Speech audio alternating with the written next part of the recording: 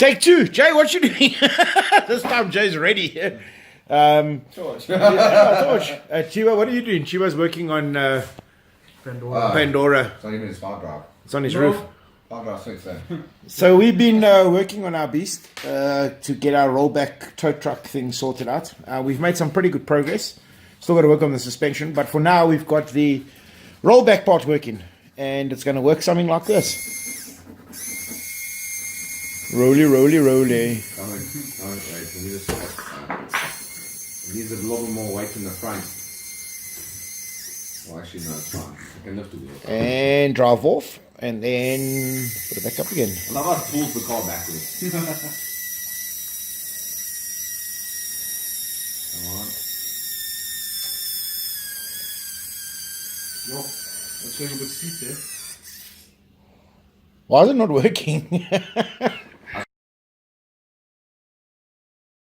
And it's Saturday night in the studio, and all the single-only dudes are here. Saturday Night Live. Saturday Night Live, yeah. We've been working on our beast to get the Rolldeck tow truck system all figured out. After 4 days or so of working on it and building it, what's nice is you can't actually see anything, but it's all underneath there, all in its gloriousness. I can't flap the wheels off. And the suspension is suffering a little bit with tracks on the back. But that we're going to get to when we get to sorting out the suspension. Yeah. And then, so let's see. This is how it works. Rolls back, gets to the point, and tips. Lifts the whole nose And up. lifts the nose of the truck up. And the nose settles and it gets back. And then you drive the car off the back. And then you wind it back up again. Now, see, now it will. And it goes over the wheels, and down it goes. It's such a gentle landing in the front. And that's it. And it's all powered by an RC Antics 20 kilogram waterproof servo. Running on a BEC. Running on a BEC. Oh, so it's But that's pretty much how it works. We're not going to show you the rest of it, but it's pretty complicated under there. Cool. Okay, just a quick follow-up on the car, on the truck, I should say, the beast.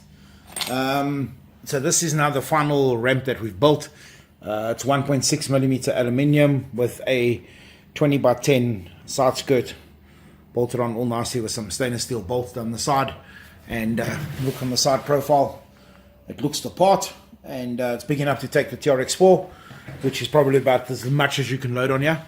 It's not bolted on at the moment, so I want to take it off so I can show you now clearly how this mechanism works. So, pretty simply, 20 kilogram servo in the back. Over there. Doesn't want to focus. Doesn't love me. There we go. 20 kilogram servo in the back. Let me roll it back a little bit. Okay, so what we are using is we're using bungee cord. It's a 6 millimeter bungee cord, but it's been stretched extremely tightly, probably to its limit. It's anchored on this side over here with a knot, and it's been super glued. It then goes around the pulley once. The pulley is just two normal round servo horns, and in between we fold it up with Q-bond and super glue to give it some texture so that the rope will grab nicely on it.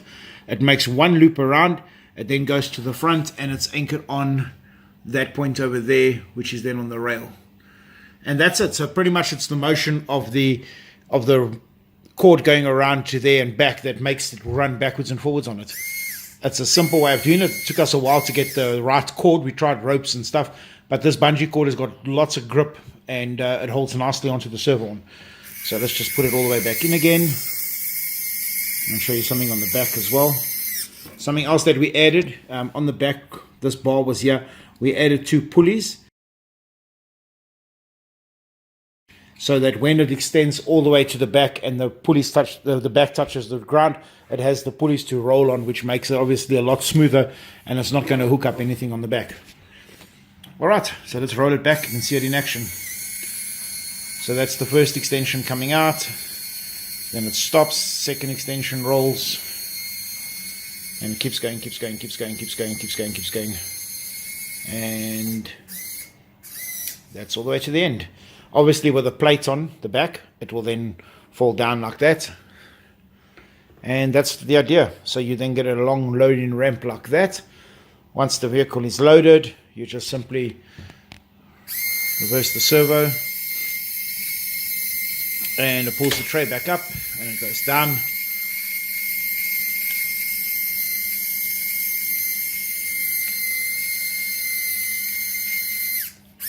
That's it. It's also fitted. We wanted to not modify the tracking anyway. We didn't want to put holes in it and stuff like that. So we're using all existing holes to mount all of the hardware in. So we're using existing holes in the chassis there, existing holes that side, servo using existing holes in it. Everything's existing. So literally it can just be unbolted and the original bed can just be put back on again. It fits between the shock towers either side. We only had to do one modification on the chassis, and that is the second gear selector. Let's get that out of the way. Okay, so there's the servo that does the gear selector. That servo arm was that gear linkage there was on that side of the servo horn over there.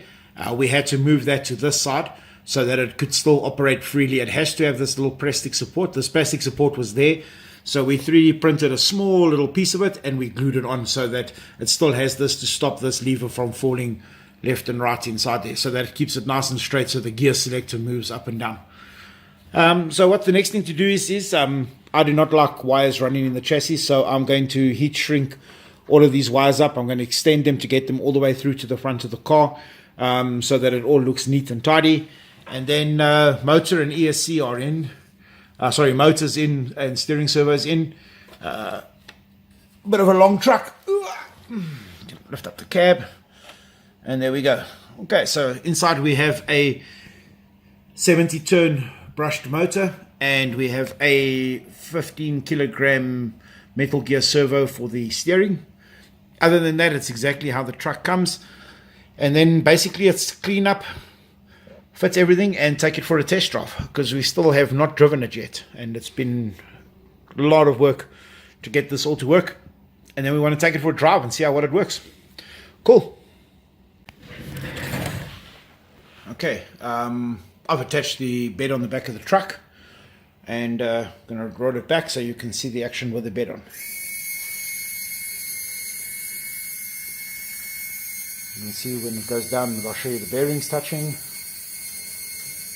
gets there, and you can see now the bearings are actually on the table. Just touches on the bearing, which is awesome, which is what we want, and then that allows it to just roll back nice and smoothly. That's fully extended, and then roll it back up again.